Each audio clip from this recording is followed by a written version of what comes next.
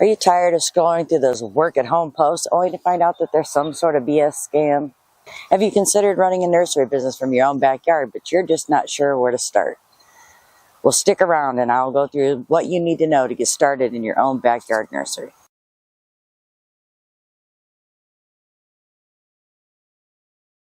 Starting your own nursery business might not be as complicated as you think. The first thing we need to go through is the very boring but very important legal stuff. And now I have to say I'm not a lawyer and this is not legal advice. If you have a legal advisor, I suggest you talk to them first. The first thing you want to do is shield your personal assets from your business assets. And the best way to do that is by establishing some sort of corporation. You want the corporation to own the assets, not you. That way, if you get sued for something, your personal assets are separated from the business. Again, not legal advice, but this is where you need to get started. So form some sort of corporation. An LLC is very popular. You have S Corp, C Corps. You need to do your own research on what kind of corporation best suits your needs. And again, a lawyer can come in very handy for this. However, most states have established some sort of way for you to do this online. And you can find out this information simply by visiting your state's Secretary of State website.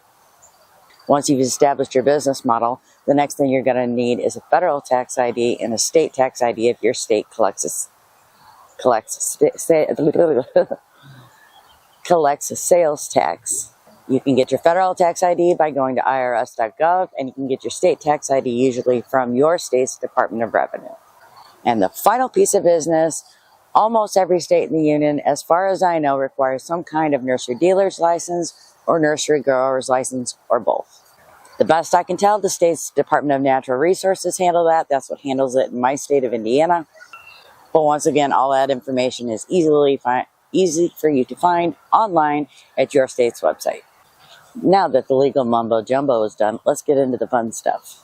The wisest decision for you as a small backyard nursery grower is to start with foundational shrubs and trees, things that come back every year. A lot of small nurseries start with something easy to propagate, easy to grow, like the green giant arborvitae. Now, the one thing that I want you to know is sometimes plants die. It happens. You're going to have to accept it. I tell you that because I want you to avoid our first year mistake, which was we bought a bunch of annuals expecting that our advertising was going to go better than expected, and we had more plants than customers. Now I have an overabundance of hanging plants that are all at the end of their life. By staying with more perennials and trees, you'll have stuff that stays alive throughout the year that you have to sell to your customers all season long. Something that's helpful but not totally necessary is a potting area. Now, I have repurposed an old steel door. It's slapped up against a shed, and this is our potting area.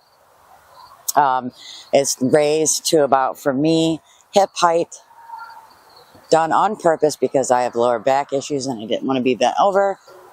But this is helpful, not necessary. You can use any kind of flat surface outdoors. You can get on your hands and knees and do it. But for me, this was kind of essential. You'll need pots, lots and lots of pots. You'll need various sizes of pots. This is a trade gallon. And depending on what you're growing, the size and number of pots will depend on what you're growing and how big the plants get.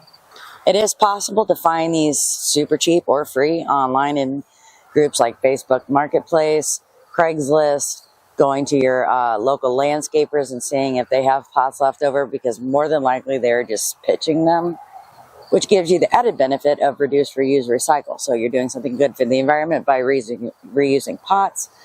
You will want to sanitize used pots. There's several ways to do that. You can use a weak bleach solution, peroxide solution, and they actually sell sanitizer online for you if you don't want to risk doing something wrong.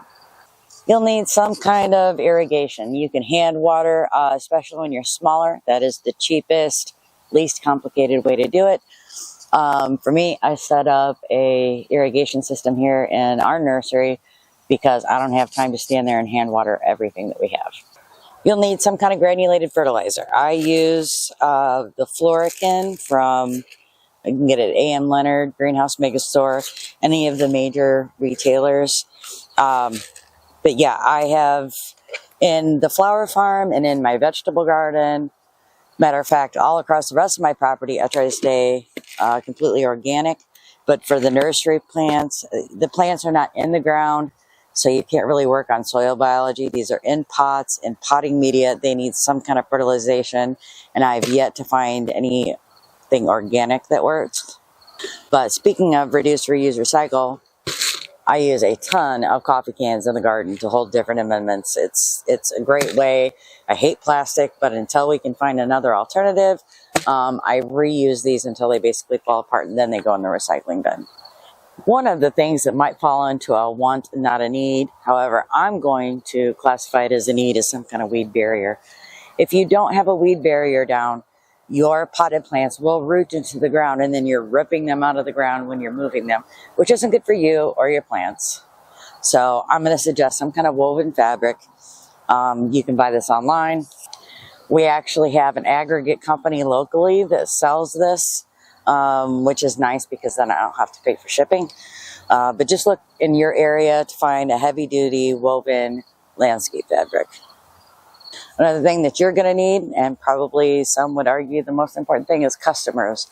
Where are you going to find those customers? Now, I am not a marketing expert. I am not going to delve into that and give you my advice. What has been working for me, other than word of mouth, is Nextdoor. Another business owner told me about it, otherwise I probably wouldn't even know about it. Of all the ads I've put on Facebook, posts on Instagram, any of that business, the way that I've been finding customers in my local area is pretty much through Nextdoor. Unfortunately, I found that they don't really have the kind of advertising like Facebook has, where you can just put an ad out for like a weekend sale. They have more of a month-to-month business awareness model. But maybe as they grow, that'll change. But frequent posts on there as a business seems to be helping. Shade is another very important ingredient to this equation. Now this was a polytunnel or a hoop house that we already had. We bought from Farmer's Friend. Highly recommend them. If you're not into bending pipe yourself, Farmer's Friend has several options. This is the Gothic tunnel, 14 foot. And I can't remember what we paid for it. But it was significantly cheaper than a lot of their competitors. So they're a small family-run business. I really like them. Not sponsored by them, but highly suggest the Farmer's Friend polytunnels. A lot of your plants come in plugs like this. These are plug trays that I got plants in.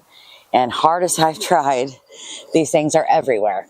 Okay? So figuring out a way, and as far as I can tell from most of my competition, plug trays and pots end up in piles and stacks everywhere. If that's going to drive you crazy, you might want to rethink this. There will never be a lack of chores to do in a nursery. There's always things to pot up, weeds to pull, dead plants to dispose of. And for me, it's kind of perfect because I'm one of those people who never sit down anyway. Maybe the idea of a backyard nursery excites you, but having people, strangers, show up to your home puts you a little on edge. There is another venue that you could pursue as a backyard nursery. Maybe the plant propagation aspect of this excites you, but not necessarily having people show up to your home. Another option for you then is to propagate or grow plants from cuttings and seeds and sell those plug trays to other nurseries like me. This would require some kind of website and licensing from your state. And then, of course, you have to market to growers. Post your availability so that they know what you're growing and what's available. But if you value your privacy and still want to deal with plants, that is a viable option. Maybe you're concerned about finding a wholesaler who will actually sell to you because you're not Lowe's or Menards or some big box store. As a brand new nursery, what is your buying power? In my experience, the wholesalers that I've dealt with haven't cared too much about the size of my business. They haven't asked. Some of them have asked for tax information, and some of them I've had one ask for my nursery dealer's license, and that was it. You can find these wholesalers by looking online for plug trays. Pick a plant like the yellow ribbon arborvitae, yellow ribbon arborvitae liners, yellow ribbon arborvitae plug trays. That'll bring up a lot of the wholesalers that you're looking for. When you're looking for wholesalers, a wholesaler is not going to charge you sales tax because you are the retailer. But they were going to require your tax information, which I discussed at the very beginning of this video, because they have to report who they're selling to so that they're not evading their own state tax laws. Now, the one question that I've been asked before by other people is about wild crafting. If you don't know what wild crafting is, that is where you either go out in a public park or go to your neighbor's house and you take cuttings off something and then propagate that way. Most states prohibit that kind of activity.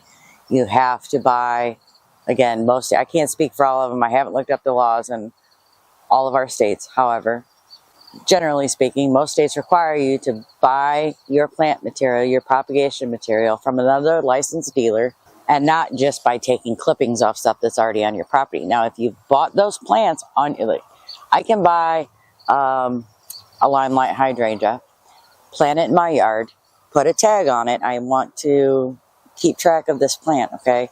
Put a plant tag on there of the variety, species, and I like to put the date that it's planted.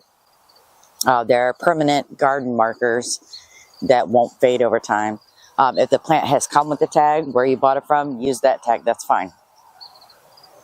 You can then take cuttings from that plant and propagate. But the point is that your state is going to require you to trace and track that plant, okay?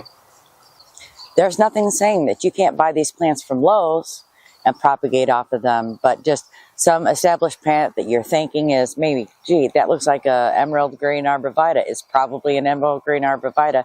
You can't sell that on a probably. You have to be able to track this stuff. By being careful what plants that you choose, especially in the beginning when you're getting established, plants that are easy to propagate, like the sedum.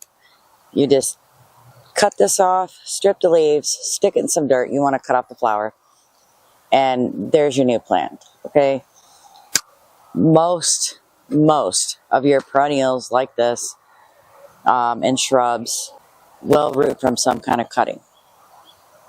And before you try to establish yourself as a nursery or a dealer, you really should get familiar with your plants, how they propagate, and why. But if I bought this sedum for 79 cents, I grew it out, and this particular one out of the 72 I have did not sell. And I take cuttings from this and get like probably 12 to 18 cuttings from this, and we'll say 90 of them survive. Now, that 79 cents that you spent on that plant, that cost is now spread out between 18 to 20 plants instead of the one plant that you were trying to sell. Keeping your overhead down and your profit margin high, which anyone will tell you is the best business model, right? The other reason why being able to propagate is smart is keeping your overhead down and your profits high. Now this one is surviving, okay? She struggled, but she's coming back. But if this plant died all the way, now that loss is also spread. That 79 cents, and I don't remember what I paid for this. I'm just using that as an example. But that 79 cents that I spent for the sedum, if it dies, the $5 I would have charged for this plant, the loss there is spread out now, okay? Because I sold 18 plants instead of the one plant. And hopefully you can see where I'm going with this, right? Your losses are spread out with more plants. That helps offset the loss that you fail. And like I said, some plants will die. It happens. The black nursery pots get extremely hot in the summer, which is why the shade is super important.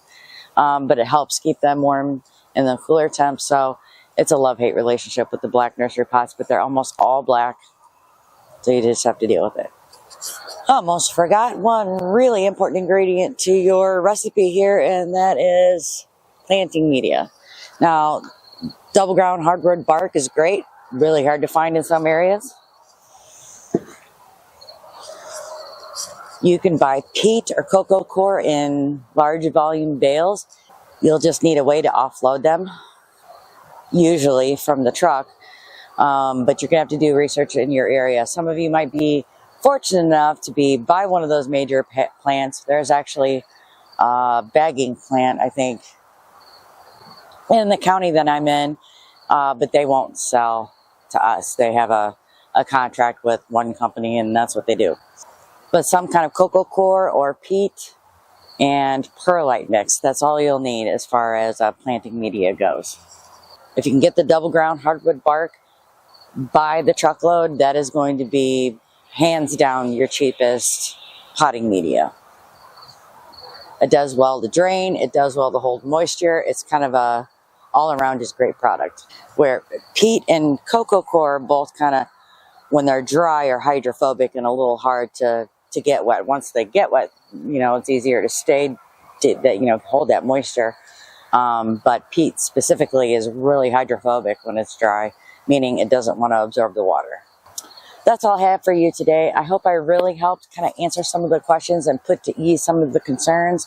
If you're interested in getting into this business, it can be very rewarding.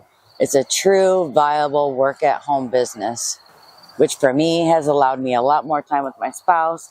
It has allowed me to spend time outdoors instead of sitting in an office chair, answering phones, stressed out of my mind. So this has really been a wonderful transition for me personally, and you know, I love it here. If you have any questions, just pop them in the box below and I'll answer them as soon as I can. Like this video if you like this video. Don't forget to subscribe, and until next time, keep growing strong.